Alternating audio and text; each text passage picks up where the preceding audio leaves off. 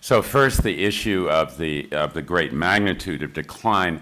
I'm just going to talk about the Great Barrier Reef and the Caribbean because that's what's best known. In the case of the Caribbean, we've recently begun through the Global Coral Reef Monitoring Network, sponsored by the State Department, among other organizations, a reevaluation of the extent of coral reef decline, which we're going to do around the world in a very detailed sense. And we had a workshop in Panama just last May in which we looked at the largest collection of data that had been amassed ever before.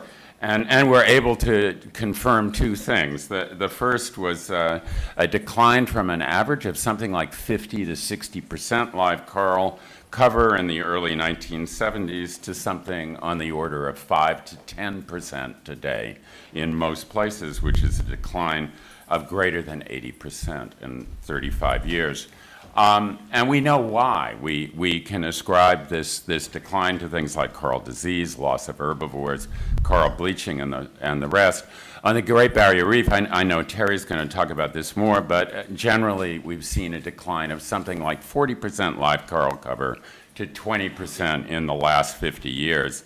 And if you think about this, the Great Barrier Reef is the best protected coral reef system in the world, and yet we're seeing this progressive decline. It's the chronic nature of human disturbance that really changes things, that unlike the kinds of acute disturbances that coral reefs have evolved on for millions of years, crown of thorns outbreaks, crown of thorns starfish outbreaks, typhoons and hurricanes. These are things that coral reefs have evolved to be able to withstand and come back quickly.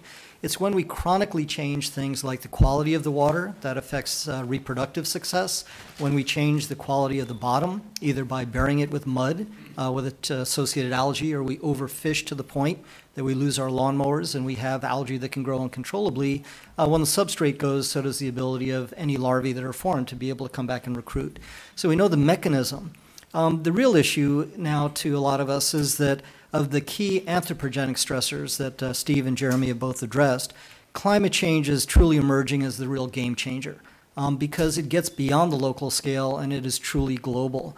When we take a look at the size of areas that are being impacted, entire regions rather than specific reefs, we realize that we've got a very huge hill to climb if we're going to change the trajectories that we spoke about earlier.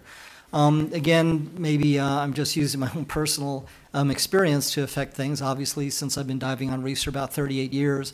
But 2 years at Eniwetok Atoll, when I saw what a hydrogen bomb did to a reef, vaporization is a pretty heavy anthropogenic disturbance, about a mile in diameter. But when you look at some of these regional bleaching events, they have the impact of 50 to 100 hydrogen bombs. When you think about them, and in the slide that Professor Hughes showed during his presentation on reefs in Jamaica, it really has the same impact. You're losing all of the function of that reef that goes with it. The message is extremely clear that we really need to address these local stressors if there's any hope. And as Steve has mentioned, that really does an important fact of buying time for us to be able to get our head around the larger issue of the global climate change. And if we really want to address the values that reefs provide, ecologically, ecosystem services, economically, what they provide for the jurisdictions that are blessed with the benefit of coral reefs, and also culturally. This is not just a scientific matter any longer, and I think as Steve laid the groundwork, scientists are not going to solve the world problems. People are, and that requires political will. It's very difficult for decision makers to make good decisions without good information, and that's a major responsibility of the science and the scientists that are here, is to ensure that we're not only producing the best available science, but we're translating that science into a form and a format that can be then effectively used by people to move from outputs to outcomes.